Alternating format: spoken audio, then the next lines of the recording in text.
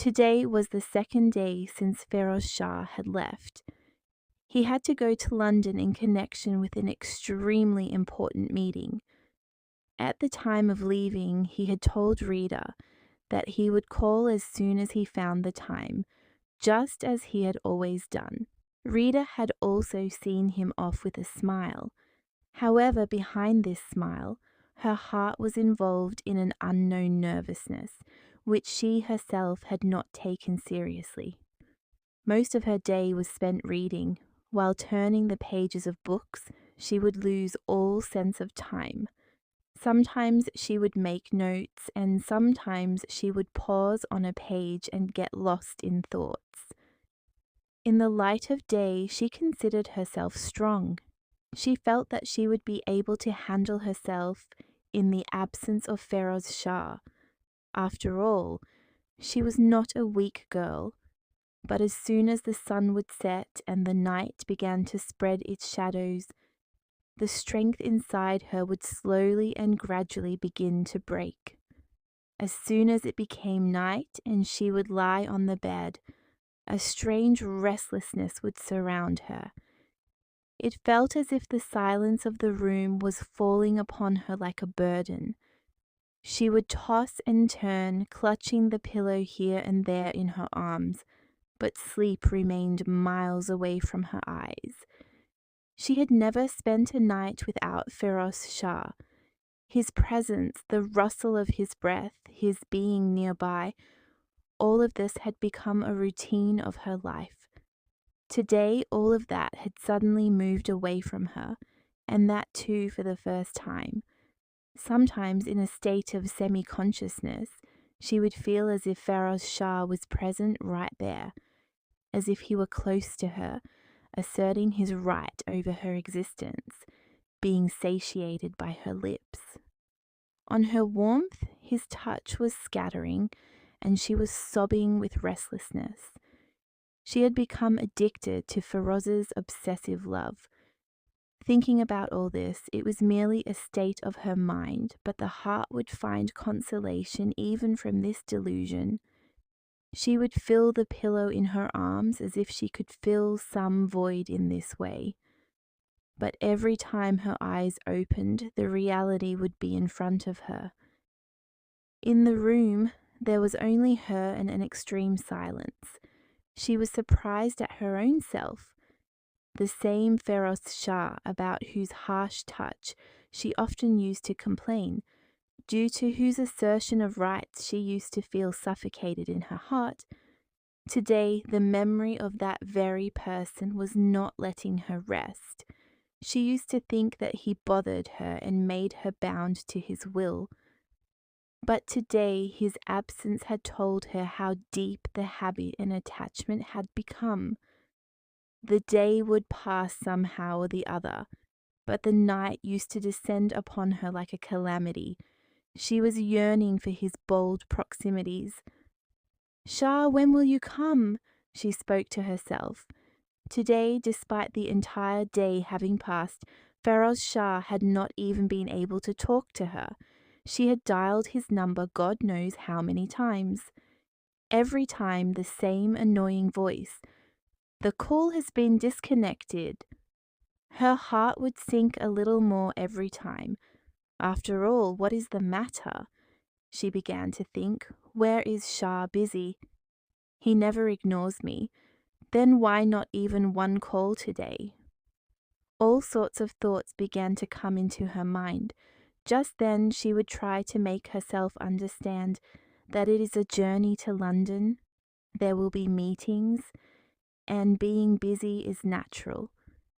But the heart was not ready to agree. Restlessness had settled in every part of her body. She would pick up the phone again and again and look at its screen as if waiting for some miracle, that perhaps a message might arrive now or a missed call might appear. But every time the screen remained silent and her heart would sort of break. In those same moments of despair, she became upset with Feroz Shah in her heart. Now if he calls without having called before, I will not pick up.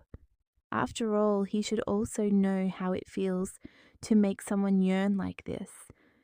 Bitterness came upon her lips, but her eyes became moist. She was feeling angry at herself and also at this situation. The whole day passed and not even once did the thought come to him. She continued to complain in her heart. The whole day passed and not even once did the thought of her cross his mind. She continued to complain in the depths of her heart. Then suddenly another thought emerged in her mind, a thought that shook her to her very core. Could it be that She started to think, but she didn't have the courage to think any further. Could he be with those gory mems, foreign women? Just at this point, her mind went completely numb. She immediately scolded herself. No, it cannot be like this. My Shah is not like that. He only loves me. She closed her eyes and took a deep breath as if she wanted to gather her scattered thoughts. He wouldn't even look at anyone else, she tried to convince herself.